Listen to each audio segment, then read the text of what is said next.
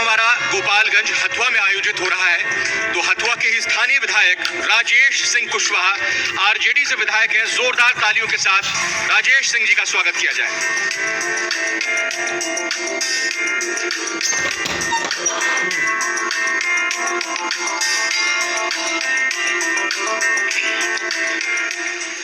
माननीय विधायक जी, बहुत बहुत स्वागत है आपका।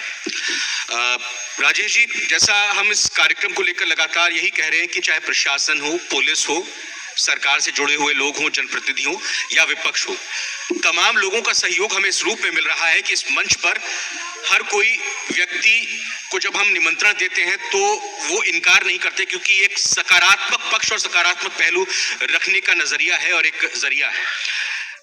मेरा सीधा और पहला सवाल आपसे यही है कि सरकार जब एक पार्टी की या एक गठबंधन की होती है और उससे इतर विपक्ष के जो जनप्रतिनिधि होते हैं, उनको किस रूप में चुनौतियों का सामना करना पड़ता है अपने लोगों के लिए काम करने के लिए? सबसे पहले तो मैं धन्यवाद देना चाहता हूं जो इसके आयोजक करता है, और सामने बैठे हमारे गुरु जी बैठे हैं। मेरे चाचा जी जब विधायक हुआ करते थे या जाते थे, और इनका आशीर्वाद और स्नेह मुझे मिलता था बहुत पहले से। और सभी मेरे बड़े भाई, छोटे भाई, सभी अधिकारी लोग बैठे हैं, मीडिया के बंधु लोग बैठे हैं, सबका अभिनंदन करता हूँ, वंदन करता हूँ, प्रणाम सलाम करता हूँ। मेरा सवाल ये है कि जब सरकार किसी एक विशेष दल या गठबंधन की होती है, उस सरकार से इतर दूसरे राजनीतिक दल या विपक्ष के जो जनप्रतिनिधि होते हैं, विधायक होते हैं, सांसद होते हैं, तो उनके सामने अपने क्षेत्र के लोगों के लिए काम करने में क्या चुनौतियां आती हैं और आपको क्या कुछ सामना करना पड़ा है? देखिए, मैं चुनाव पहली बार जीता हूँ। सबसे पहले तो मैं यह कहना चाहूँगी, पक्ष हो या विपक्ष हो, प्रदेश को आगे बढ़ाना है, जिला को आगे बढ़ाना है, काम करना है तो एक साथ मिल के काम करना चाहिए। विकास के मामले में पक्ष और विपक्ष नहीं देखना चाहिए, सबको साथ, सबका विकास होना चाहिए। लेकिन यह हो नहीं पाता है। हम लोग विधानसभा में देखते हैं, अभी एसडीएम साहब बोल रहे थे कि हमरे भूमि सुधार के बारे में सीओ साहब और बड़ा बाबू को बैठाते हैं शनिवार को। मैं विधानसभा में बोला हूँ 3 दिन पहले इसके बारे में, और देखे होंगे चाहे देख लेंगे। एसडीएम साहब बैठाते तो जरूर हैं। विधायक में हुआ 3 महीना हुआ, 3 महीना। उसके पहले मैं मुखिया भी रहा हूँ और भी पार्टी के पदाधिकारी रहा हूँ, काम किया हूँ बहुत। मैं बचपन से राजनीति में रुचि रखा हूँ, बहुत बचपन से, और मुझे अच्छा लगता है लोग की सेवा करने का। वे लोग बैठते जरूर हैं, सुनते जरूर हैं, काम नहीं करते हैं। 5% काम किया जाता है एसडीएम साहब, 5%, 95% नहीं किया जाता है। मैं दावे के साथ कहता हूँ, मैं सीओ और बड़ा बाबू को बोलता हूँ, वो लोग कहते हैं देख लेंगे देख लेंगे। एक एक आदमी 2 साल से जाता है, 20 और 25 बार 50 बार गया, लोग देख लेंगे, हो जाएगा हो जाएगा।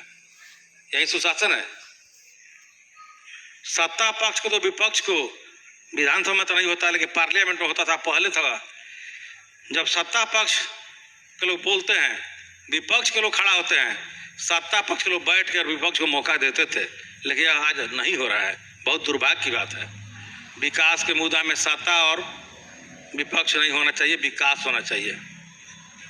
जाहिर तौर पर बिल्कुल आपने अपनी बातों को सही तरीके से रखा। मैं अब ये समझना चाहूंगा, हथुआ क्या उम्मीद रखता है, हथुआ में क्या अपेक्षाएं हैं?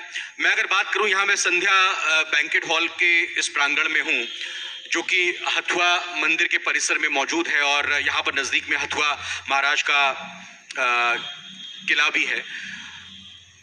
बहुत ज्यादा संभावनाएं पर्यटन की हैं। कृषि को लेकर बहुत कुछ किया जा सकता है। औद्योगिक क्षेत्र खोलने की बात यहाँ मीरगंज में की जाती है। एक जमाना था, एक वक्त था जब यहाँ पर गन्ने, ये कहें कि चीनी की मिलें हुआ करती थी। कहाँ कमी आ रही है? ये सब क्यों बंद हो गए धीरे धीरे, और क्यों फिर से नहीं खुल पा रहे हैं? देखिए, जहाँ तक पर्यटक का सवाल है, मैं पर्यटक में मेंबर भी, कमेटी में मेंबर हूँ। उसका मांग मैं उठाया हूँ, आवाज़ बुलंद किया हूँ विधानसभा में, और मीटिंग में हम अलग से बोले हैं। हथुआ ऐतिहासिक धरती है, यहाँ हथुआ को विकसित किया जाए, थामे को विकसित किया जाए, भोरे के रहने वाले भूरी सरवा थे, तमाम 50-60 जिला में ऐसा जगह है, ये बहुत नामी जगह है, उसको विकसित किया जाए, इस प्रयास में लगे हुए हैं। इसके पहले जो प्रतिनिधि हुए क्या किए क्या नहीं किए, मैं तो 15 साल देखा हूँ, कहीं विधानसभा में आवाज़ नहीं सुनाई दिया इसके पहले प्रतिनिधि को। मैं उठाता हूँ, लड़ते रहता हूँ और लड़ते रहूँगा। यहाँ का मिल बंद है, उसके बारे में मेरा क्वेश्चन भी है और विपक्ष के नाते मुझे बोलने का मौका मिला गया, उसमें मैं बोला हूँ कि मिल चलना चाहिए। मिल में मजदूरों का 539 मजदूर का पेमेंट बाकी है, वह होना चाहिए और किसानों का जिस तरह पहले पर्ची लेकर पेमेंट होता था उस तरह होना चाहिए। लेकिन सरकार यह व्यवस्था बना दी है कि नहीं, बैंक में खाता खुलेगा, बैंक में पैसा जाएगा, वे लोग भुगतान करेंगे।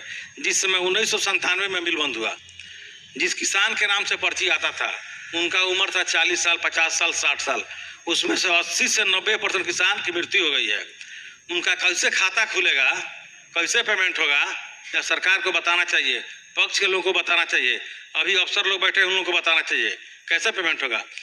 पहले के लोग गन्ना गिराते थे, पर्ची लेके जाते थे, पेमेंट होने देरी होता था, तुरंत जाएंगे सोना चांदी की दुकान पे, कपड़ा के दुकान पे, गल्ला के दुकान पे, पर्ची दे के और ले लेते थे, सामान लेके चले जाते थे। वैसे बहुत व्यवसायियों के पास भी पर्ची पड़ा हुआ है। तो मैं यह मांग करता हूँ, यह सरकार से मांग किया हूँ कि पर्ची लेके ही पेमेंट किया जाए। मंत्री जी हमको जवाब दिए कि डीएम किए जाए और मिलेंगे, उनका पेमेंट हो जाएगा। जब गरीब को, असहाय को सीओ साहब बात नहीं सुनते हैं, बड़ा वो बात नहीं सुनते हैं, कर्मचारी बात नहीं सुनता है, तो डीएम साहब क्या इतना बड़े तादाद में किसान कैसे जाएंगे, क्या समस्या रखेंगे? जाहिर तौर पर कई समस्याएं। राजेश जी, आखिरी सवाल मेरा यह है कि चुनाव के दौरान जो आपने वादे किए और उन वादों को किस तरह से आप पूरा कर रहे हैं? क्या आपका विजन, क्या आपकी सोच अगले जो आपके पास कार्यकाल है यहाँ के हथुआ के लोगों के लिए है? मैं जो वादा किया था उस पर 100% अभी 3 महीना हुआ उतर चुका हूँ, 100% उतर चुका हूँ, खरा उतर चुका हूँ, 100% एकदम दावे के साथ कहता हूँ। मैं वादा किया था क्षेत्र का विकास होगा, सबका काम होगा, लॉ एंड ऑर्डर सुधरेगा, इसके बारे में आप देख लीजिएगा। हमको परसों 2 दिन पहले विधानसभा में बोला था, मैं क्वेश्चन तो करता रहता हूँ, मेरा पहला अनुभव रहा विधानसभा का, लेकिन इससे पहले मेरे चाचा जी विधायक हुआ करते थे। 1985 से मैं विधानसभा का कार्यवाही देखता हूँ और जाते रहता था, बहुत छोटा था तो दीर्घा में बैठ के देखते रहता था। कुछ अनुभव पहले से भी है और लोगों का आशीर्वाद से भी अनुभव मिला है। और इतना ही देर में हम जब जाते हैं विधानसभा में, हमारे जो पार्टी के लोग हैं, वरिष्ठ लोग हैं, उनसे मैं सीखते रहता हूँ। जब भी खाली मौका मिलता है आधा घंटा बैठ के पूछते रहता हूँ, इसका मतलब क्या हुआ, इसका मतलब क्या हुआ। लॉ एंड ऑर्डर पे मैं चुनाव जीतने के बाद 4 या 5 दिन के बाद से जाके डीजीपी से मिला था। यहाँ जो रंगदारी मांगा जाता है हथुआ में, मीरगंज में रंगदारी मांगा जाता है, गोलियां चलाई जाती हैं, और जो हत्या हुआ, हत्या तो पूरे बिहार में हो रहा है, खासकर हथुआ विधानसभा में जितना हत्या हुआ है, मैं नाम भी गिनवाया हूँ 3 दिन पहले विधानसभा में। उसको रोक लगवाने के लिए मांग किया था कि रोक लगाया जाए, कैसे सुधार होगा। सरकार कहती है 15 साल बनाम 15 साल, लालू राबड़ी जी की सरकार, नीतीश कुमार की सरकार। हम लोगों ने, हमने बोला 15 साल वो बीत गया, 16 साल आपका होने जा रहा है, 16 साल नीतीश बाबू होने जा रहा है। लेकिन मैं गिना रहा हूँ 15 साल बनाम 1.5 साल का गिनवाया हूँ। उसमें से 2-3 नाम छोड़ दिया जाए तो 1.5 साल नीतीश कुमार के सुशासन का मैं गिनवाया हूँ। कितना हत्या हुआ, कितना बलात्कार हुआ, कितना मर्डर हुआ। मेरे जीवन काल में जितना रंगदारी नहीं मांगा गया था उतना 1.5 साल में हथुआ में रंगदारी मांगा गया है। 100 से ज़्यादा लोगों से, 60 से ज़्यादा लोग रंगदारी देने का काम किया है। मैंने प्रशासन को अवगत कराया हूँ बहुत पहले से, और सबके सुख दुख में किसी जाति धर्म को, किसी पार्टी के हो, मैं तुरंत जाता हूँ। बहुत बहुत धन्यवाद करना चाहूंगा राजेश सिंह कुशवाहा जी, आप आए और बिल्कुल बेबाकी के साथ अपनी बात रखी। और जाहिर तौर पर जब हथुआ का विकास होगा तो गोपालगंज आत्मनिर्भर बनेगा और बिहार भी आत्मनिर्भर होगा।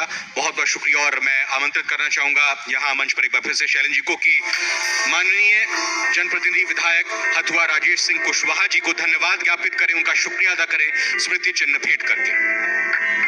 जोरदार तालियों से धन्यवाद किया जाए।